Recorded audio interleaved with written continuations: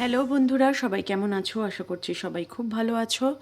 আজকে দেখে নেব যে তোমার পার্টনার কি তোমাকে মিস করে, তোমাকে কি মনে রেখেছে, না একেবারেই ভুলে গেছে। চলো দেখে নিই। Please universe guide, first card দেখব। ফার্স্ট কার্ড এসছে দ্য হ্যাংড ম্যান। তোমার পার্টনার কিন্তু এখন যে চিন্তাভাবনাটা করছে সেটা মানে একেবারেই ডিফারেন্টলি চিন্তা করছে, নিজেকে আটকে রেখেছে নিজের চিন্তাধারায়, এবং এটা নেগেটিভ চিন্তাই বলতে পারো।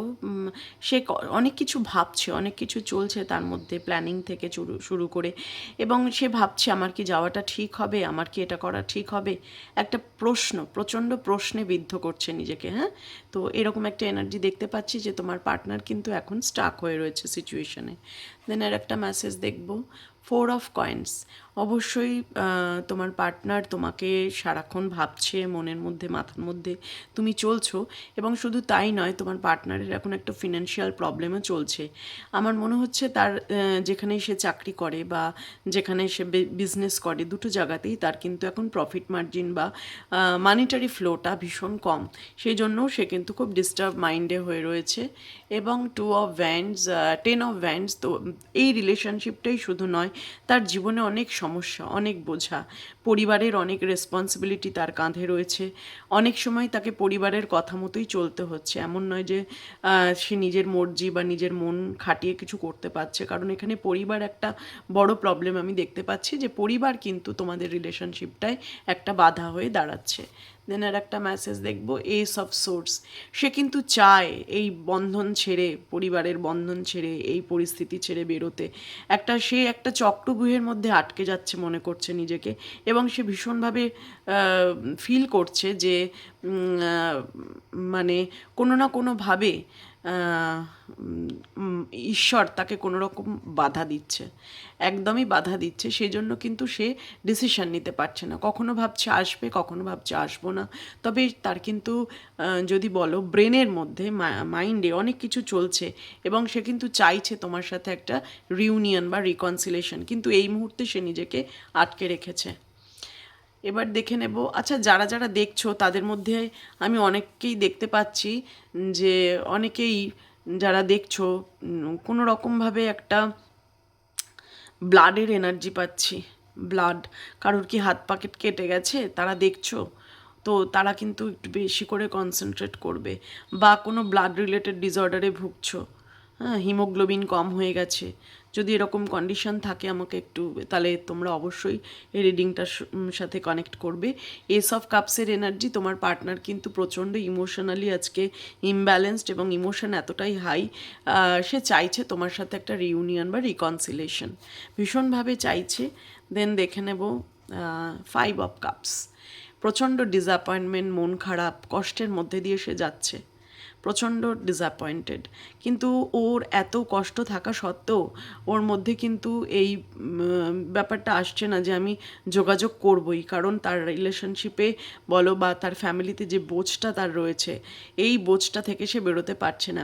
এবং আমার মনে হয় তাই সে কোনো লোন নিয়ে রেখেছে, সে লোনের চাপেও কিন্তু সে এখন জর্জরিত।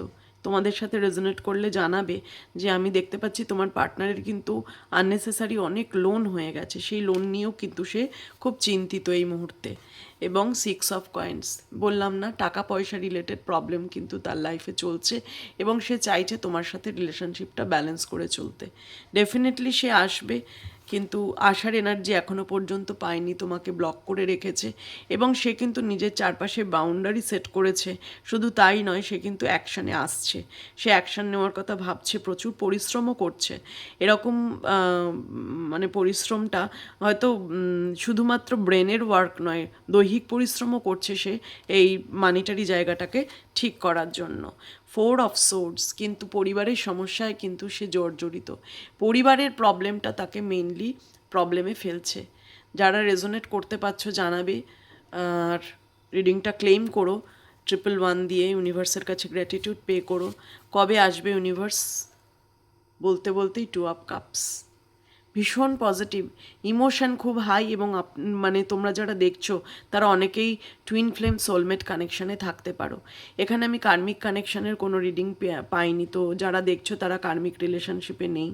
অবশ্যই যাদের সাথে রেজোনেট করছে তাদেরকে আমি বলছি তোমরা কোনো কার্মিক রিলেশনশিপে নেই, এখানে টুইন ফ্লেম বা সোলমেট কানেকশন হতে পারে এবং তোমার পার্টনার কিন্তু তোমাকে একদিন বিয়ে করবে এইরকম চিন্তাধারাতেই আছে। এখন এই মুহূর্তে সে কিছুই করতে পারছে না, এখন সে রিলেশনশিপটায় একটা বলতে পারো পজ নিয়ে নিয়েছে, থেমে গেছে, হ্যাংড ম্যানের এনার্জি।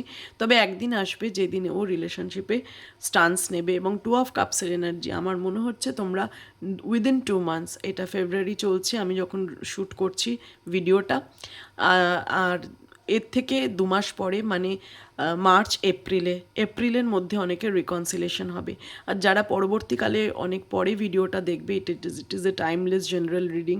তো যখন দেখবে তারপরে 2 মাস, যখন দেখবে তারপরে 2 মাসের মধ্যে কিন্তু তোমার পার্টনার তোমার সাথে কন্ট্যাক্ট করবে এবং ডেফিনেটলি যারা এতক্ষণ রিডিংটা দেখলে আমি বললাম যে তোমরা টুইন ফ্লেম বা সোলমেট কানেকশানে থাকতে পারো।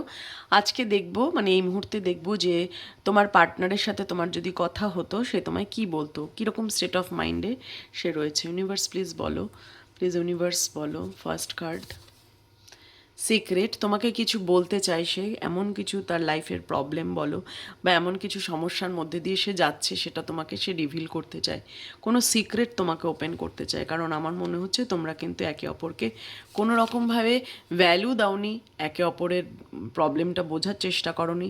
এখন কিন্তু তোমার পার্টনার ভ্যালুজ বুঝছে, শুধু ভ্যালু মানে রিলেশনশিপের ভ্যালু বুঝছে না, সে মানিটারি ভ্যালুও বুঝছে। অর্থ যে তার জীবনে কতটা প্রয়োজন সেটা কিন্তু সে এখন বুঝছে। অর্থের উপর কিছু নেই এরকম তার একটা মাইন্ডসেট রয়েছে। আর একটা মেসেজ দেখব, গিল্ট, প্রচণ্ড গিল্টি ফিলিংস, প্রচণ্ড কষ্টের মধ্যে যে দেখলাম 5 অফ কাপসের এনার্জি। তো এখানে দেখতে পাচ্ছি সে গিল্ট ফিলিংসের মধ্যে রয়েছে, মনের কষ্ট, এবং তার মনে হচ্ছে তোমাকে সে জাস্টিস দিতে পারেনি। তোমার যেটা দরকার ছিল, তোমার যেটা ওর কাছ থেকে পাওয়ার ছিল সেটা সে কিন্তু দিতে পারেনি, সেজন্য সে খুব অনুতপ্ত।